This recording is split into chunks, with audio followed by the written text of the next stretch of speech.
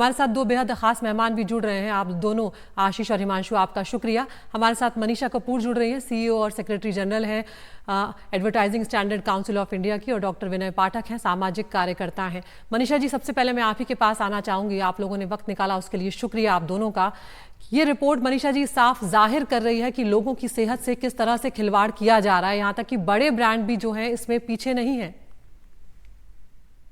नहीं, बिल्कुल। और अगर आप देखें तो पिछले 2-3 साल में, सिर्फ इसी साल नहीं, पिछले 2-3 साल में जो हेल्थ केयर है वो टॉप 2-3 कैटेगरीज में आती ही है।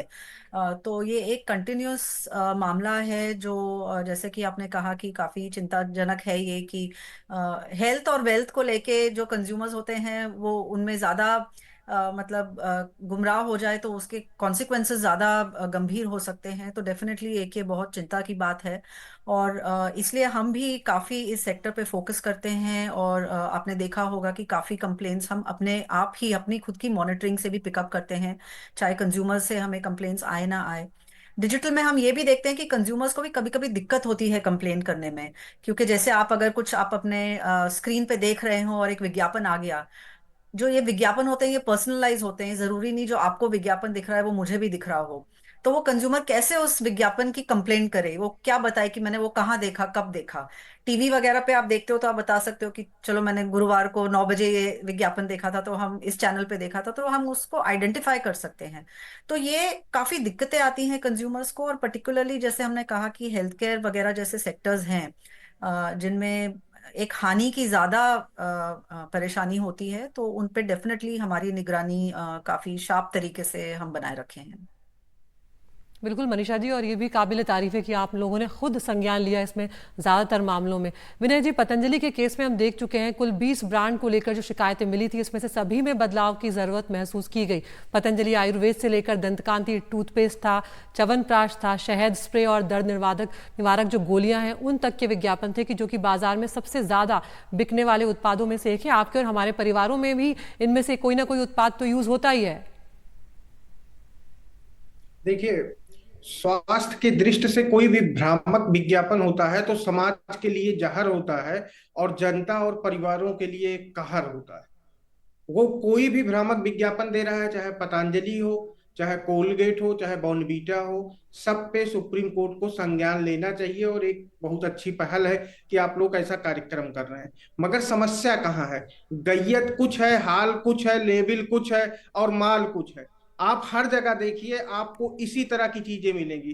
क्या हॉर्लिक्स खाने से कोई मजबूत हो सकता है? मैं तो बचपन में सुना था कि एक्सरसाइज करने से आदमी मजबूत होता है।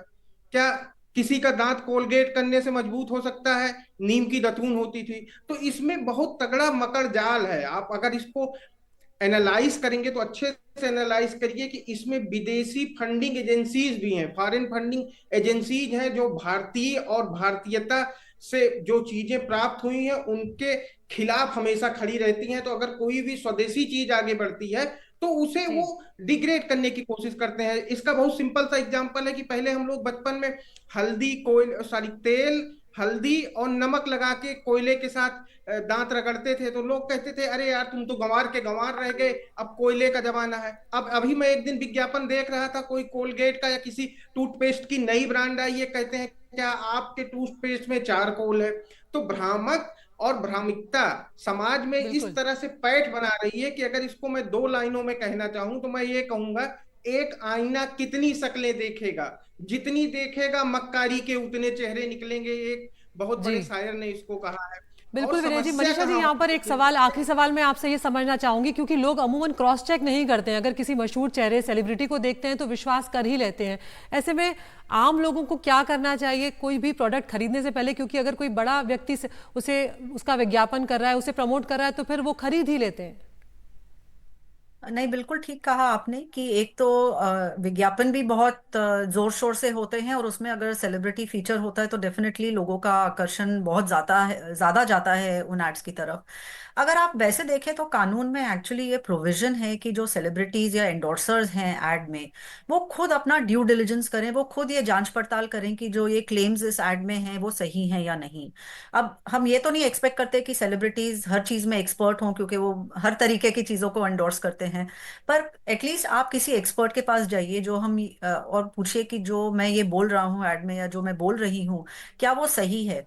क्योंकि जो सेलिब्रिटी यूज होते हैं विज्ञापनों में क्यों होते हैं कि ताकि उनके जो फैंस हैं वो ब्रांड की तरफ आकर्षित हो। जी। तो ये सेलिब्रिटीज का एक बहुत बड़ा दायित्व है कि ये जो खुद अपना ड्यू डिलिजेंस करें, किसी एक्सपर्ट के पास जाएं और ये रिपोर्ट लेके आए कि जो इस विज्ञापन में चीजें बोल रही ये मेरे द्वारा बुलवाई जा रही हैं ये क्या सही है या नहीं। कानून में भी सेलिब्रिटीज के ऊपर अलग लाइबिलिटी है, ब्रांड्स के ऊपर तो है ही, लेकिन सेलिब्रिटीज भी अगर ये ड्यू डिलिजेंस ना करें तो उनको भी जुर्माना हो सकता है या इवन एंडोर्समेंट से कुछ देर तक बैन भी हो सकता है। तो ये जी सब जो सेलिब्रिटीज की हैं ये अलग जिम्मेदारियां भी बनती हैं अंडर द लॉ। बिल्कुल, उनकी भी जिम्मेदारियां बनती हैं और अब देखना होगा कि सुप्रीम कोर्ट का जब फैसला आता है वो इसमें किस तरह का होता है। मनीषा कपूर जी, विनय पाठक जी, आप दोनों का बहुत बहुत शुक्रिया इस खबर पर हमारा ज्ञानवर्धन करने के लिए। तो यहाँ पर दर्शकों और हमको अब समझने की ज़रूरत है कि भले ही कोई बड़ा विज्ञापन आप देखें, कोई बड़ा चेहरा उसे प्रमोट कर रहा हो, उसे बेच रहा हो, लेकिन आप रिस्क नहीं ले सकते। इसलिए इस तरह की किसी भी चीज़ को खरीदने से पहले अपने डॉक्टर से कंसल्ट ज़रूर कर लें या फिर कम से कम उसको क्रॉस चेक कर लें कि उसमें किस तरह की चीज़ें हैं। क्योंकि अब कोई अगर बड़ा चेहरा बेच भी रहा है तो वहाँ पर भी आप गुमराह हो सकते हैं, आपकी सेहत से खिलवाड़ हो सकता है। एक ब्रेक के लिए हम देश की बात में रुक रहे हैं, फौरन हाजिर होते हैं।